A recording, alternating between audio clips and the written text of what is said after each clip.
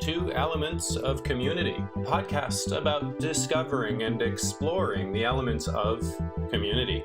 I am Lucas Root, and each week we talk with a community leader about what makes their community thrive and bring value to both the leaders and the members. Join me as we unpack the magic of the elements of community.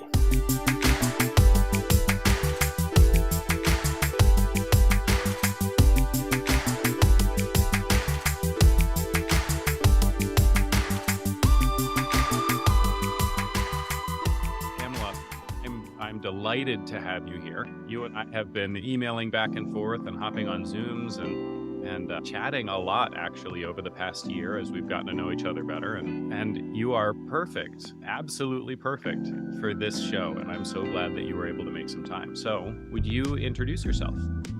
Well, first of all, Lucas, thanks so much for inviting me to be a guest on your show. I'm excited to be here.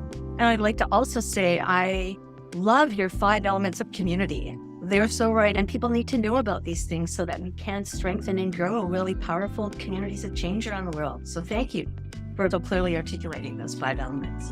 My pleasure. So, me, when you get to a certain age, there's a lot of stuff you could say about yourself, particularly if you're someone like me who averaged about 3 years in a job before I started my own business in the early 90s. So I am someone who, from a very young age, Lucas, was fascinated by different people, countries, and cultures. I remember being at a really dear friend of my parents who never married. She was a university professor, and I must have been about 4. And she was someone who enjoyed traveling, and she didn't have any kids, and she would send me postcards and gifts often from different places. And then I remember being at her place, and I remember we watched a slideshow of her most recent trip, and I thought, oh, goodness, I can't even remember where she tried. It's such a long time ago, I don't remember where she had gone. But she basically said, I said to myself, when I get older, I am going to travel around the world. And I knew in my bones from that moment that I would travel around the world and be of service. I didn't know how, but I knew that. Flash forward many years, and I'm honored to say that I've had the opportunity to live and work on 5 continents. I've managed places in countries like Afghanistan, Pakistan, Nigeria, Colombia. And, I've managed teams, I've managed big international development projects, and I feel so blessed to have had that opportunity. Learned so much because I really believe when you do this work that learning is a two-way street, and it's all about learning and growing. And I guess really connecting with people at the heart level. Yeah, so what else can I say? Yep, I also love change. That said, I'm not, we all have moments where when it comes out of the blue and it's imposed on us, not so fun.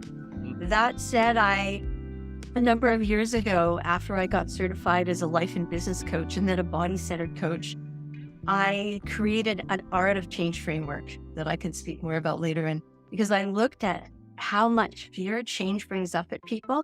And if you're in an organizational environment, even in a personal environment, with your partner, with your kids, with your family, if you fear change, it brings up so many negative behaviors. And because you resist. So I created this art of change framework to teach people to embrace change and move through it ideally with ease, grace, and playfulness. Fun. Yes, let's talk about that too. In addition to the amazing work that you've done, you also have had kids. I did. I have a son and a daughter, and they're both married, and I'm very blessed to have 4 grandchildren. 2 are 5, 1 is 6, and 1 is 7. Oh, yeah. No, I'm very, very blessed. They don't live in the same city, but I FaceTime them often, and I see them. Used to be every 3 months, now maybe more like every 6 months in person, but they're very dear to me. The other thing that I do is I founded and I run a national nonprofit called Female Wave of Change Canada. And that's really, I guess, the community that I am nurturing. And currently, probably that would be more the focus of our questions related to community. because Female Wave of Change Canada is part of a global social movement, and which is called Female Wave of Change.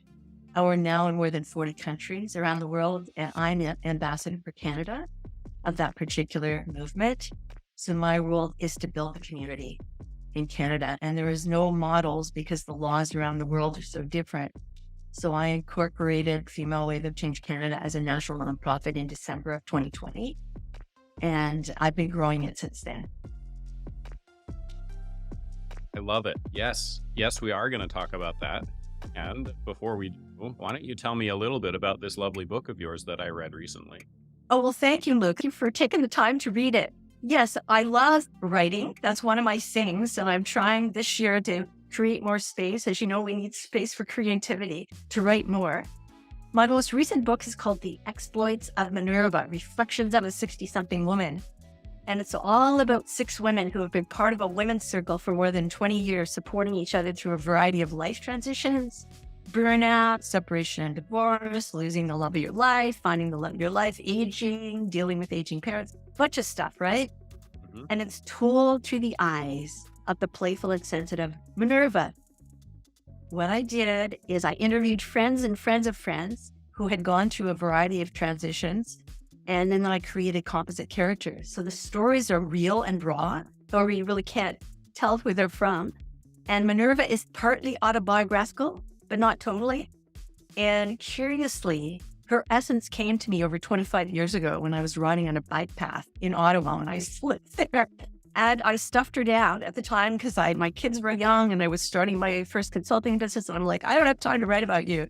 Then she came back a couple of years ago and said, yeah, you need to write about me now. So it was really fun to write this book. It was like it just flowed out of me. And then I had to think a little bit more when I created the composite characters. But it was my intention and my why, I guess I would say, Lucas, for writing it was what I believe. I believe my mission in the world is to promote peace and understanding. And what I know to be true is people understand one another and they're curious about one another and want to learn, then it promotes peace, because then they don't push up against and react negatively. They're curious and they say, wow. So my why in writing this book was, I'll just tell you a quick story if I may. A couple of years ago, through the newcomers groups, because I'm fairly new to Victoria where I live, I was chatting with a woman, and she had moved here from the east coast of Canada. And within 6 months of moving and retiring, her husband of like 40 years died of cancer. And so here she is. She's been living with this man since about 22.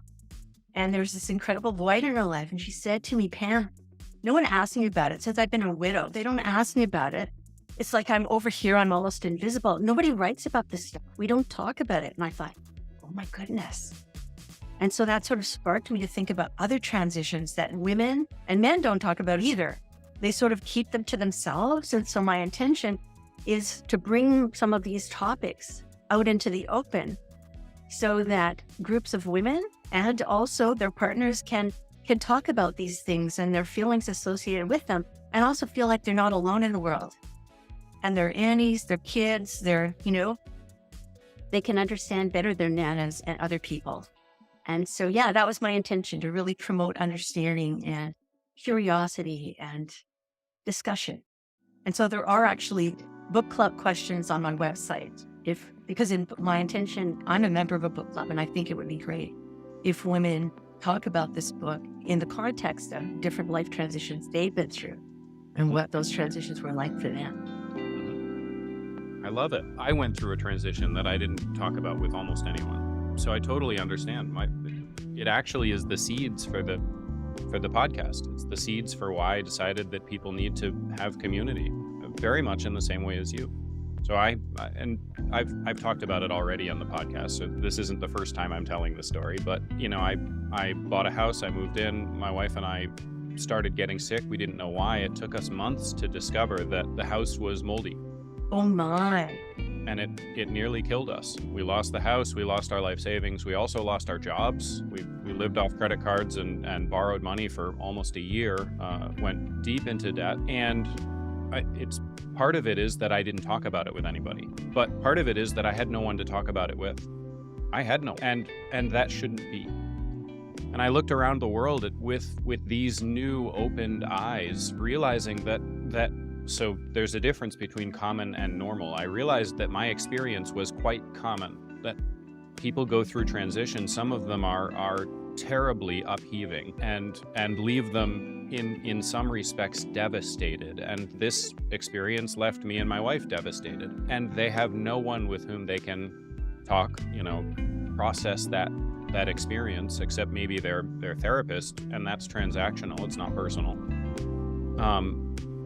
And they have no one that lifts them up when they've fallen. They have no one that helps them stand to move through to the other side. And to me, it's not even about saving money. I'm not sure that being in community would have resulted in a cheaper experience, but it would have been a very different experience. The doctors that I'm working with would be doctors who know and love me. My banker would know and love me and would support me.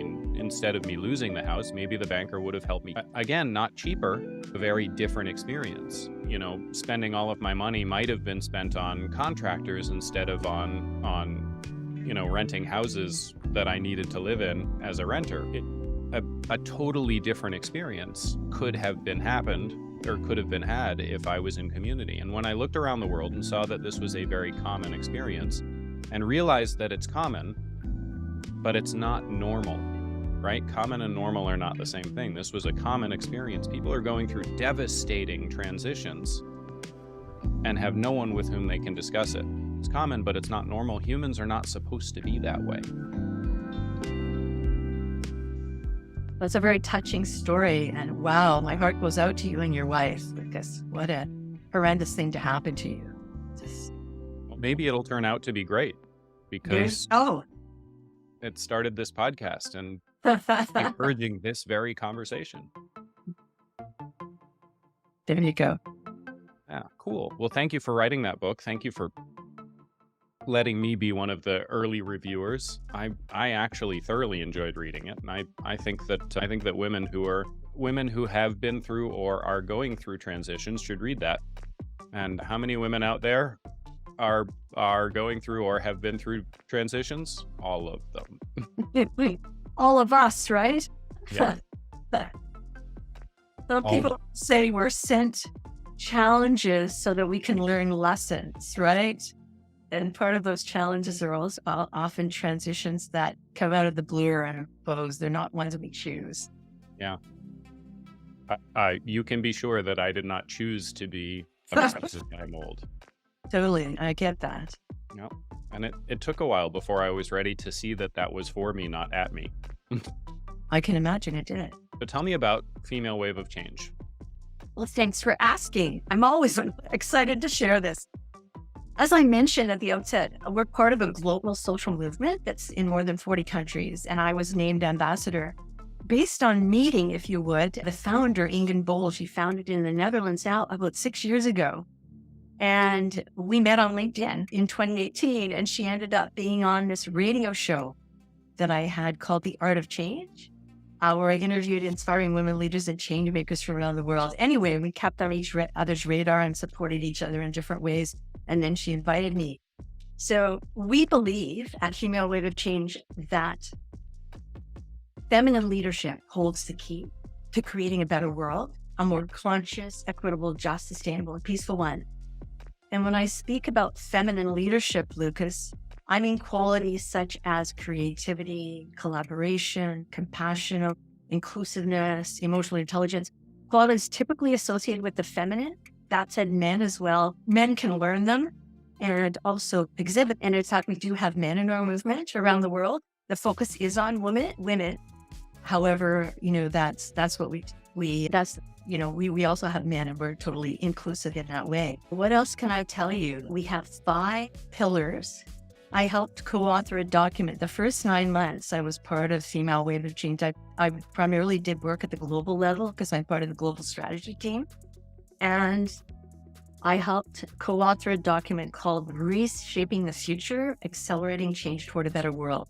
And in that document, we have 5 pillars: education, environment, economy, health, and humanity. And around the world, different teams do different projects, initiatives, events around those 5 pillars. And one of my vision is for Female Wave of Change Canada, which is a national member-based organization. We receive no funding at all from the parent. It's all through the membership and through the donations and sponsors that we get, that we're able to support our work.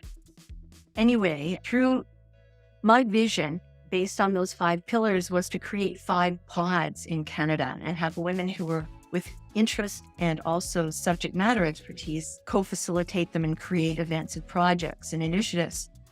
But rather than spend a lot of time on these infrastructure, I decided it'll be 2 years ago this coming June to put it out to the membership and say, we'd like to co-create a project on the environment. Who's in? Who'd like to be part of this? Do you feel passionate? If you're a subject matter expert, that's awesome. But if you're not, that's fine too, as long as you have an interest and are passionate about doing something.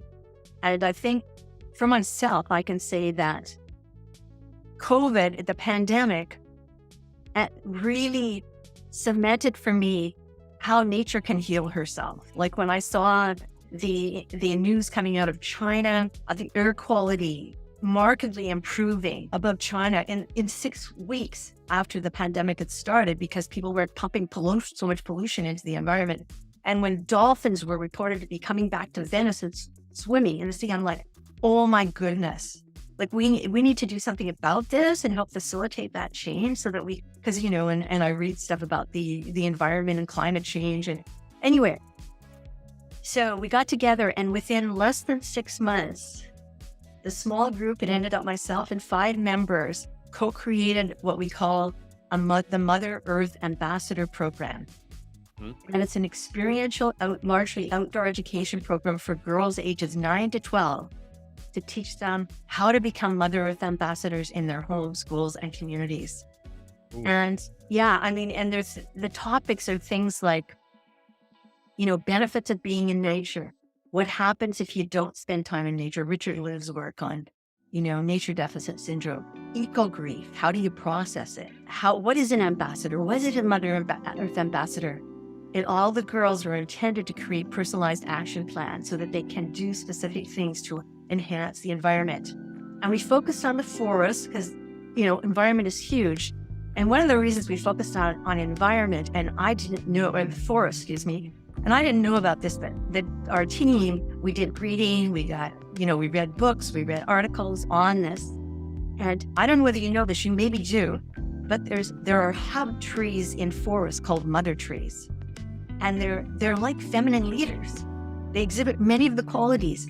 If one tree, and it may even be of a different species in the forest, is suffering, it's not getting enough nutrients, they send through the mycelium, the fungus underneath in the soil, messages up to the different trees to say, look after this tree, send them nutrients, And so our program actually, after we did the high level pieces of, the high level goals and impact statements and the content areas, we were able to raise a bit of money, and we contracted a curriculum development consultant, and she did an amazing job working with us. So we signed off that in mid-December, and we have this amazing curriculum, and she found a poem all about trees and how they bend before they break and how they have roots. And so that's what the curriculum hangs on. It's amazing. And it has an incredible, it has a facilitator's guide, a detailed program outline. So now we're in a process. We've contracted a woman who's an outdoor education person on Vancouver Island in Mechosin, outside of Victoria. It also takes in Greater Victoria. And she is not only a certified elementary and middle school teacher, she also has worked with Indigenous people in Nunavut, and she's an outdoor educator. She has a forest school. You may have heard of forest schools. Anyway, she has 5 acres. So she's going to hopefully do the initial programming starting in April till middle of June. And then we'll evaluate that. And then we're hoping to partner with another organization across Canada and beyond so that program can happen in different communities. We are not implementers at Female Wave of Change Canada, but we want to co-create things that then we can enable others to take and replicate in different parts of the world. So that's an example. We're a very action-oriented group. Do you want me to share a little bit more about us and what we do? Or do you want to ask me? Okay. I love it. We have monthly meetings with featured guests. I started them. We dovetailed with International Women's Day, March 8th of 2021. So we've been doing in business for about 2 years, really. And these are 1.5 hour virtual meetings. And the guests are from Canada, north of the States, and beyond. And we co-create, either myself or one of my board members co-creates the events with the featured guests. Get on a Zoom call saying, okay, based on who you are and what you do, okay, what are some questions I can ask you so that our members learn about? It could be inclusiveness. Like we had a woman, Anne-Marie Schroeder out of Toronto. She's written a book called Being Brown in a Black and White World and what it was like to grow up. Austrian mother, very blonde, Black Jamaican father, never fit into both cultures, right? Yeah. And what it was like. And so talking about inclusiveness. So through these monthly meetings, we not only share and hopefully deepen the wisdom about these feminine leadership qualities, but we also provide opportunities for members and also non-members, because they're free and they're open to anyone who wants to come to them. And we have a couple of breakouts. We have something called Ripple Impact. We just started, it used to be the Ripple Report, but now we've broken. We just started to break women very early on in the events into small groups to introduce themselves and share some sort of change-making endeavor they're involved in. And then what happens is that people say, oh, I know somebody who could help you with that, blah, blah, blah. And this is like just right off the mark. And then we also, after the conversation, which is also interactive with whoever shows up, we break into breakouts to deepen the conversation or also to network and meet other people. So yeah, that's some of what we do. And we also have collective wisdom circles. And these are for members. It's a member-only benefit. The intention is for women to share their wisdom. They meet, I didn't do this round, 8 to 10 women max, virtually, once a month for an hour and a half. I do a deep dive sharing their wisdom on one topic over like a 6-month period. For example, dealing with change and uncertainty. So that is a few things that we do. And at the global level, there's opportunities like we also have a leadership development program called Women Leading in Change. 3 months, once a week, real time with faculty and students from around the world. And I'm honored to be on faculty and I teach the module on authentic feminine leadership. So just, a bunch of things we're into. Wow. I love it. Thank you. That's what an amazing group of activities that you've lined up, and I'm sure that it's an amazing group of people. It is amazing women from different sectors. In our movement, we believe that leaders come in all shapes, sizes. You don't have to be a CEO or have your own company to be a leader. You can be a leader in your family, in your community, or in your workplace or your business. But yeah, so we draw people from coaches, healers, governments, own solopreneurs, just a variety of people, right? Who come from a heart-centered place and want to make a positive difference in the world. Beautiful. Yeah, I think that we should not overlook community leaders and leaders and families. I think those should be noticed and celebrated. Yes, I'm with you on that. And we don't do enough of that, I think. Yeah.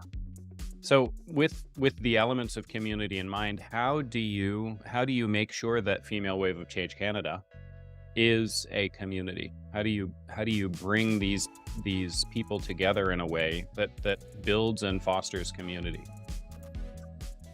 Well, one of the things is I told you about the collective wisdom circles, because what we realized, I think that's a great one, about the pandemic is that people really want to connect, right? And we haven't been able to do it in person, right? So if we can do it virtually and create a safe space. So, the things that you do to build a container, putting out the group expectations or how we're going to show up, total confidentiality, valuing, truly listening, only one person speaking at a time, all these things where you create a safe container so that people can show up and know that what is said in the room stays in the room. So can you repeat your question again, Lucas? My brain is going off in different directions. Let it run. I'll come back to it if we need to. Where's your brain going? Let's chase that. Okay. So yeah, what do we do to make people, to build community, for example? Well, we offer benefits and create benefits and opportunities for women to connect, or whoever shows up to connect. So the way we structure... Incentivize connection. That's right. That's right. Cool. How? Well, the way we structure are, as I mentioned a few minutes ago, how we co-create events with the featured guests.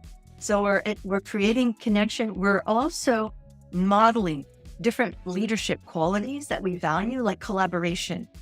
On nearly all the virtual monthly, we're calling them monthly gatherings now, that we have, my whole board, my team, voices are heard and they're seen.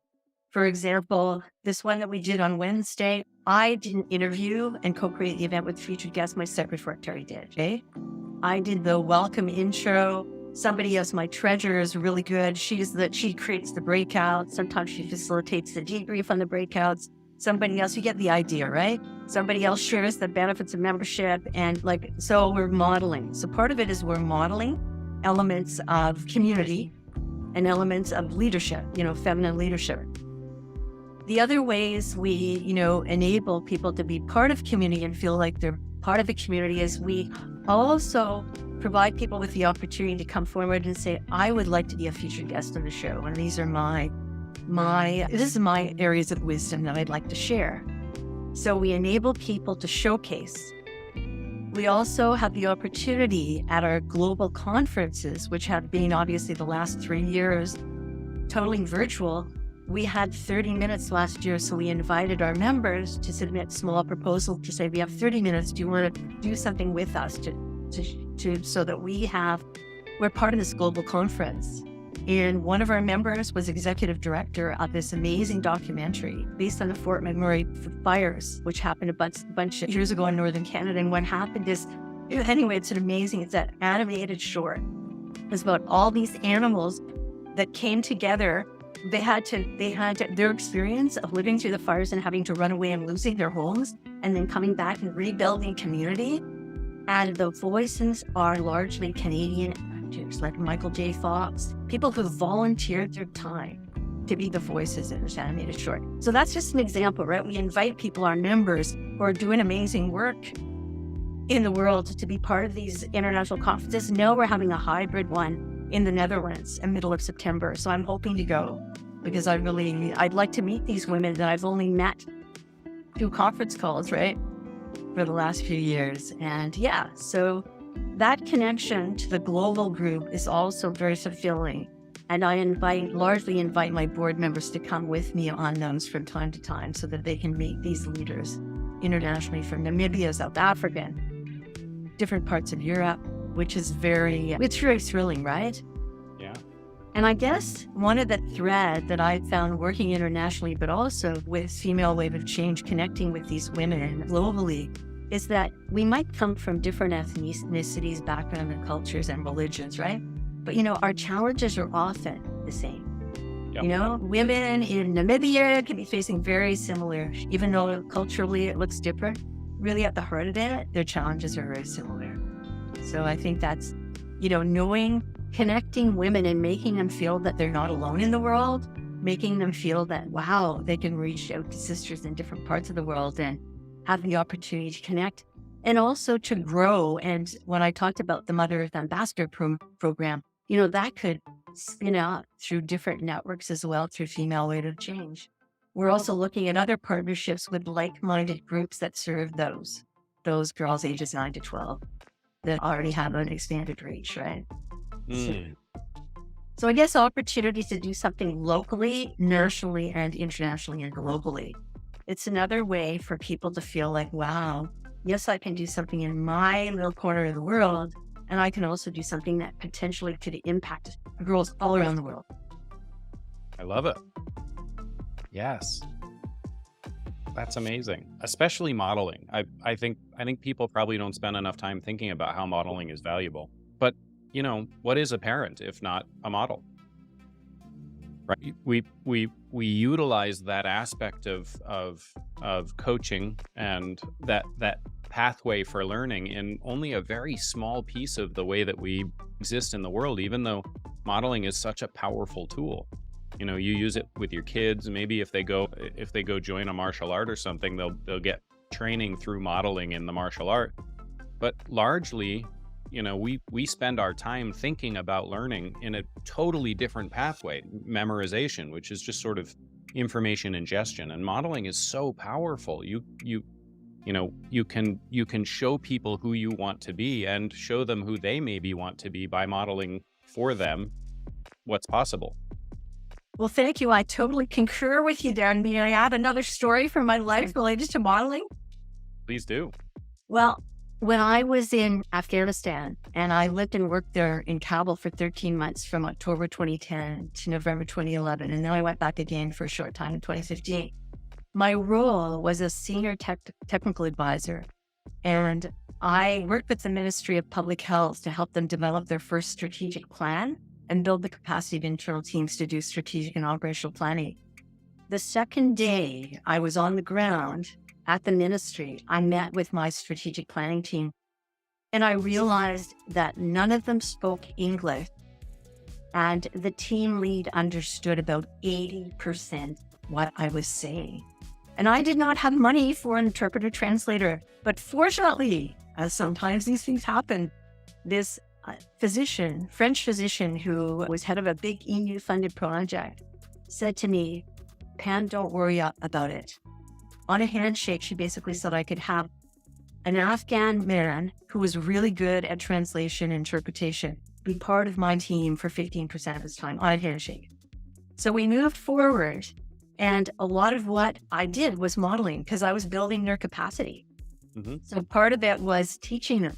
But at the get-go, what I noticed, and I used to be an academic, and I've seen this, you may have seen this in academia, when somebody presents something, the first thing is people go for the jugular and tear it all apart, right? What's wrong with this? And so I gave them a behavioral tool to say, okay, I was teaching them small group facilitation.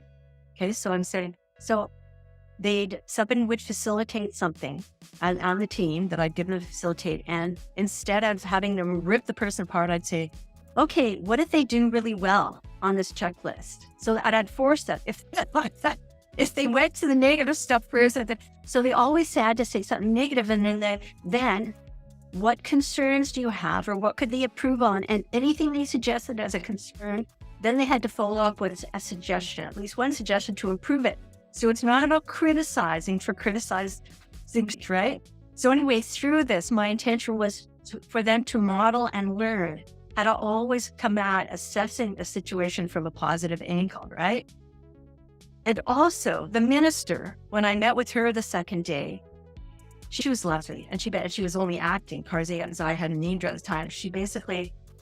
I was talking to her, and she said, "Well, Pam, in addition to doing this planning work for us, we've decided not to hire a policy person because you have some policy experience. So I'd like you to give me a report at the end of the month, in a month's time, telling me what's working and what it isn't, and what suggestions you'd offer to improve our policy development planning processes for the country and its ministry." I'm like, "Oh, King, Your Excellency." So I guess this is another form of modeling. I'm a qualitative researcher. I'm all into words and concepts, although I've studied quantitative. So the first thing I did is I'm like, oh my goodness. I mean, I'm totally new to this country. I don't even know about the whole system right now. So I'm like, okay, what do I do?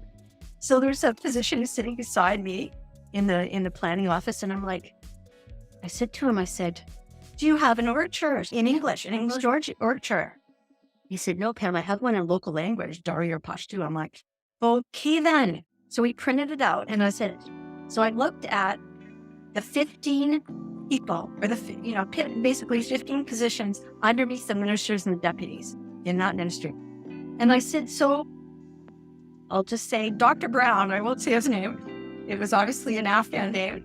And I said, so what department is this? And they say, oh, the reproductive health department. I'd say, who's the director? And he'd tell me, and I'd say, could you take me around and introduce me to them? So he'd trot me around, introduce me, and I'd say a little bit about what I was up to. And then I'd say, and I have about an hour of your time tomorrow or the next day. I want to ask you some questions about current policy development and planning processes. And I'd send you those questions, within the next couple hours. So I did that. I went along, and within a month, I interviewed the top 15 people in these departments underneath the ministers and deputies. I'd ask them how they're currently doing policy planning, what was working, what wasn't, and their suggestions for improvement. The reason I'm going on about this is to illustrate. So then I wrote it up. I wrote the report up, and then I added my recommendations. So whenever, and I shared, the people shared, it was shared. And so in the future, whenever anybody asked me questions, and part of my team could be there as well, they would see that I didn't just tell them what to do. I, in fact, built. And they'd say, well, why are we doing that? I'd say, remember that interview we did last fall? You told me that was a need. You told me that needed to be worked on, so this is what we've done, right? So it was modeling. And also, I invited my strat planning team, not all of them, but there were the senior team that I would meet with in addition to the strat planning team. And I would invite them so they could see how I inputted into the meeting and how I facilitated it. And so again, modeling, right? And how do you collaborate? How do you pull up positive things? How do you build on what's already known rather than come in and say, we're from North America, we know the best way, so our model works best. Never works. You go away and it falls apart.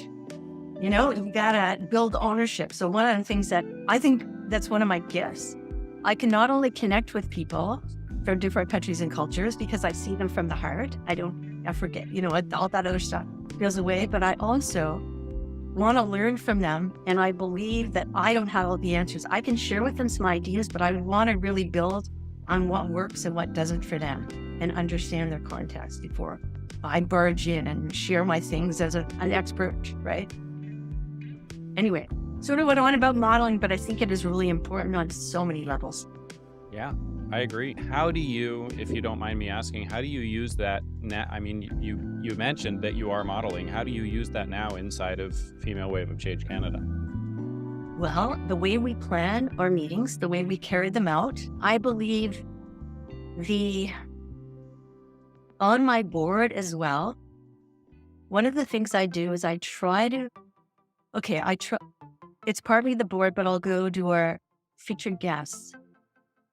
I follow up with a thank you card and a gift because I think that's really important to share gratitude. Mm-hmm. And often what I'm finding because these people are all volunteers, I'm a volunteer, I don't get paid for doing this work. They want to really do it right and do it well because I attract high achieving people, right? And so it's really important to, after the meetings, to send them an email and say, you did a great job, right? And it has to come from the heart. I'll also share, well, maybe next time you could do this, but you did a great job.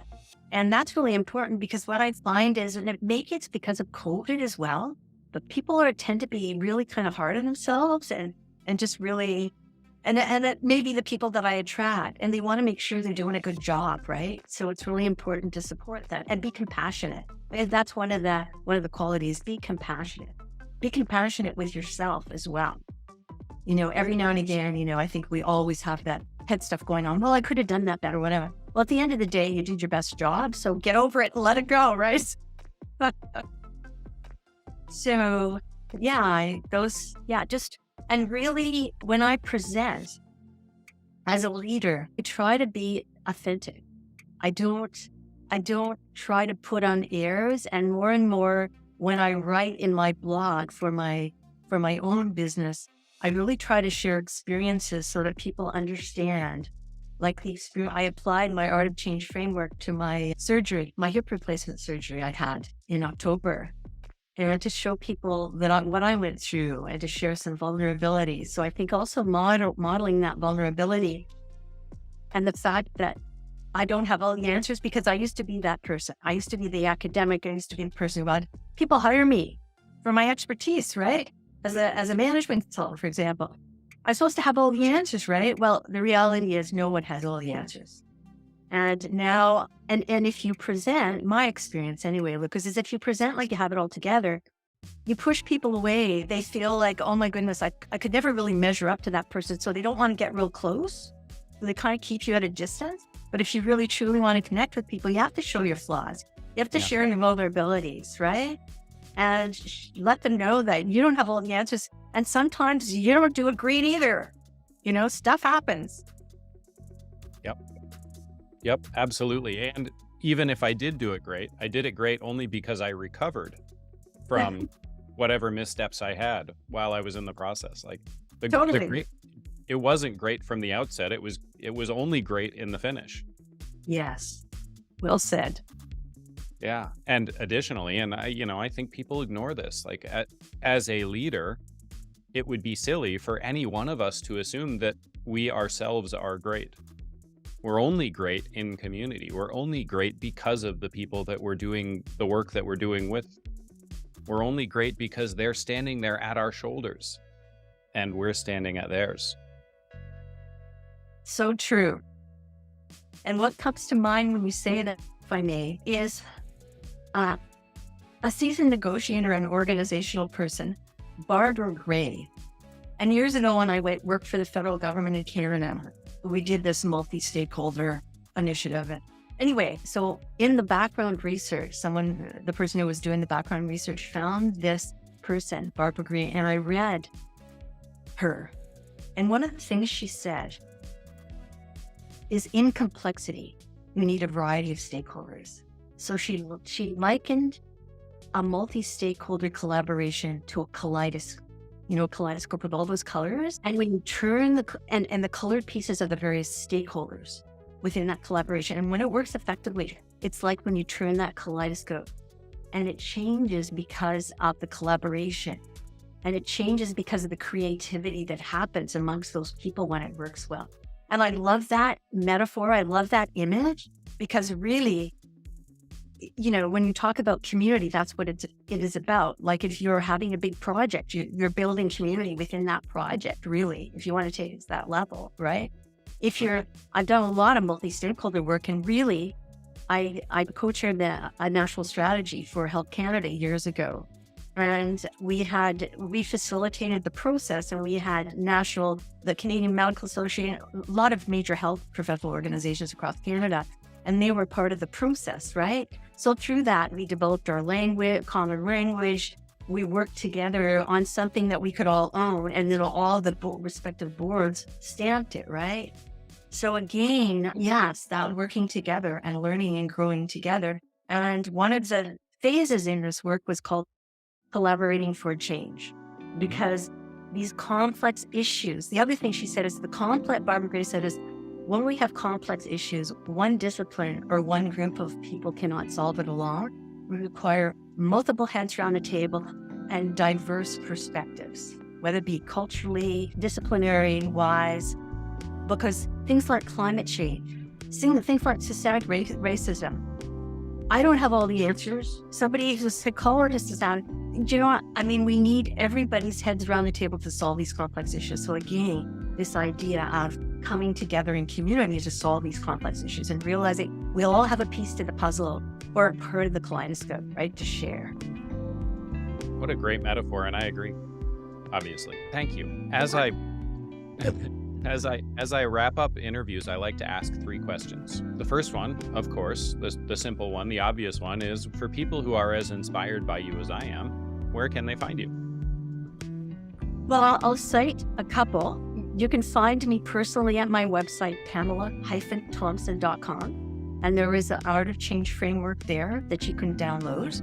You can also find me and Female Wave of Change Canada at FWOCCanada.com, just like it sounds, FWOCCanada.com, and learn more about our Mother Earth Ambassador program and the other work that we do. I'm also on LinkedIn, Twitter, and Facebook. So awesome. Thank you. Second question. This is a bit of a curveball, and this is what gets people excited. You ready? Yeah, you sat I'm straight. ready. I'm If there was one question that you wish I had asked you, but I have not, what would it be? What's next for you, Peter? That's a great question, because you've done so much and all of it amazing. I agree. Well, that's the third question. What's next for you? Well, I'm consciously trying to create space to write more, Lucas.